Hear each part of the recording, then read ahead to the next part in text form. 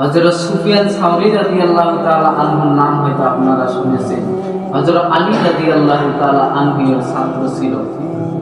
তো উনাকে স্বপ্নের মধ্যে দেখানো হয়েছে যে আপনি অমুক ব্যক্তির জানাজার নামাজটা আপনাকে পড়াইতে হবে।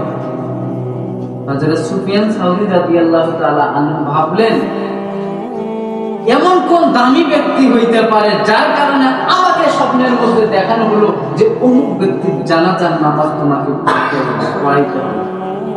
সকালবেলা উঠছেন, উঠার পর ওই ব্যক্তির বাসায় চলে গেছেন। যার পর লোক মারা গেলে তো সমাগম হয়ে যায় মানুষের। তো গেছেন মহল্লার মধ্যে, লোকদেরকে জিজ্ঞাসা করছেন এমন কোন আমল করতো যার কারণে আমি সুফিয়ানকে আসতে হলো। বলে আমরা তো দেখি নাই এমন কোন আমল করা।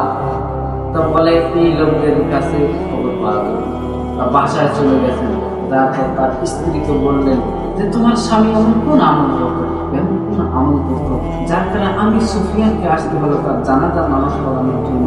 বলে আমার স্বামী তো দুনিয়ার মধ্যে এমন কোনো আমল করে নাই, কিন্তু হ্যাঁ হুজুর একটা কথা আমি বলতে পারি, আমার স্বামী কোরআনুল কারীম পড়তে পারতেন না, আমার স্বামী কোরআন পড়তে পারতেন না, কিন্তু কোরআনের মহব্বত তার অন্তরের মধ্যে ছিল। কেমন মহব্বত ছিল আপনাদেরকে আমি এই কথাটা বুঝাবো যে আমার স্বামী কোরআনুল কারীম তেলাওয়াত করতে পারতেন না, কিন্তু আমার স্বামী যখন বাইরে থেকে আসতেন তিন বেলা দিনে 3 বার ওযু করতেন, পড়তে তো পারেন না, শুধু কোরআনুল কারীমটাকে নিতেন, বুকের মধ্যে জড়াই দিতেন আর 2-3 বার চুমু দিতেন আর বলতেন কালামুল্লাহ কালামুল্লাহ, এটা আল্লাহর কালাম। কার কালাম?